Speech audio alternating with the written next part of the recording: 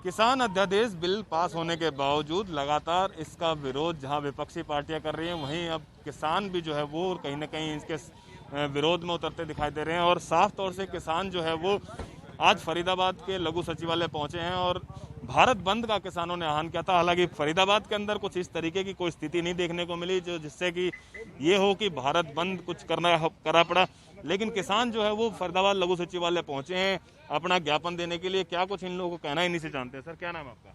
मेरा नाम सत्यपाल नरवत है। मैं किसान संगठन समिति का संयोजक हूं और आज हमने यहाँ जो भारत बंद किसानों ने किया हुआ उनके समर्थन में विरोध प्रदर्शन किया है यहाँ पर वे, और हमने एक ज्ञापन मुख्यमंत्री के नाम एसडीएम साहब को दिया है। उसमें जो सरकार, केंद्र सरकार जो 3 अध्यादेश लाई है, सरकार तो कहते हैं किसानों के हित में है, लेकिन हमने उसमें कुछ इटपट लगे हुए हैं। हमने सरकार से गुहार करी है कि इनमें कुछ संशोधन किया जाए। जैसे जो सरकार कहती है किसान अपनी फसल को कहीं बेच सकता है, हमने उसमें ये कहा कि न्यूनतम समर्थन मूल्य की सरकार गारंटी ले कि ये मिलेगा किसान को, और इससे कम में अगर को खरीदेगा तो उसको दंडित करने का प्रावधान सरकार ने। डिप्टी सीएम कहते हैं कि न्यूनतम मूल्य कंफर्म रहेगा, न्यूनतम मूल्य जो है वो निर्धारित किया जाएगा, किसानों को जिस तरीके से पहले मिलता है इसी तरीके से मिलेगा। ये सब सरकार मुंह जबानी बोल रही है।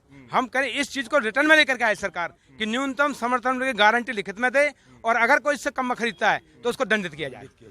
ये हमारी डिमांड है। तो कानून बना दें। आपका क्या नाम है? मेरा नाम परमानंद कौशिक है जी। मैं फरीदपुर से एक छोटा सा किसान हूँ जी। मैं भी तो मेरा कहने का मतलब तो ये है, जब ये समर्थन मूल्य के लिए कह रहे हैं कि उसके लिए हम किसान को श्योर करेंगे, तो उसके लिए कानून क्यों नहीं लाते? और समर्थन मूल्य में 50-50, 20-20 रुपए हर साल बढ़ाकर ये किसान को सिर्फ बरगलाने का काम करते हैं, जबकि जो इनके कर्मचारी हैं, केंद्र कर्मचारी हैं या राज्य से संबंधित कर्मचारी हैं, उनके सालाना परसेंटेजों में इनकी वृद्धि होती है तनख्वाह में। लेकिन किसानों के लिए 50 रुपये समर्थन मूल्य में के बार गेहूं की में बढ़ोतरी की गई है और धान की में भी, जबकि परसेंटेज कहीं कोई बनती नहीं है।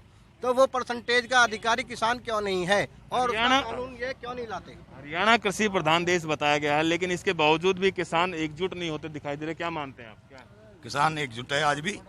किसान अपने अपने मकसद से आज पूरे भारत में आंदोलन चल रहा है, प्रदर्शन हो रहे हैं जगह जगह।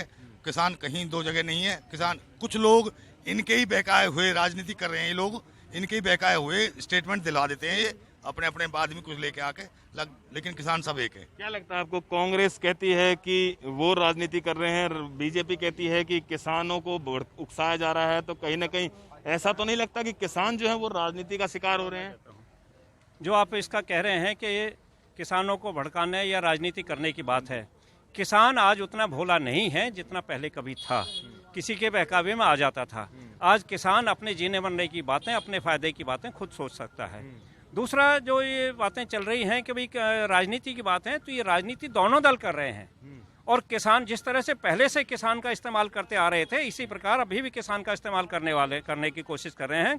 लेकिन आज मैं ये पूरे दोनों दलों को या विरोधी दलों को या राजनीतिक दलों को ये चेतावनी दे देना चाहता हूं कि आज किसान अपने आप में एकजुट है और जो उसका आज का मकसद है उसको पूरा करके रहेगा, अपने इनके कानूनों में बदलाव करा के रहेगा। और यहाँ तक कि अगर किसी के अंदर ताकत है सरकार को बदलने की, तो वो केवल एक वर्ग है और वो है किसान। आपको क्या लगता है? देखिए, क्योंकि बिल पास हो चुका है, पारित तो सब कुछ हो चुका है, तब लगता है कि सरकार इस बिल को वापस लेगी, इस बिल में चेंज कर सकती है कुछ? सरकार को करना पड़ेगा, नहीं तो अभी से पहले सैकड़ों बिल ऐसे हैं जो पास होकर ठंडे बस्ते में पड़े हैं, और अगर नहीं किए तो जिस तरह से आज तो ये बहुत थोड़ा सा ट्रेलर दिखाई दिया है। आज की 25 तारीख में कहीं पर रेल रोकी गई है, कहीं पर सड़कें रोकी गई हैं।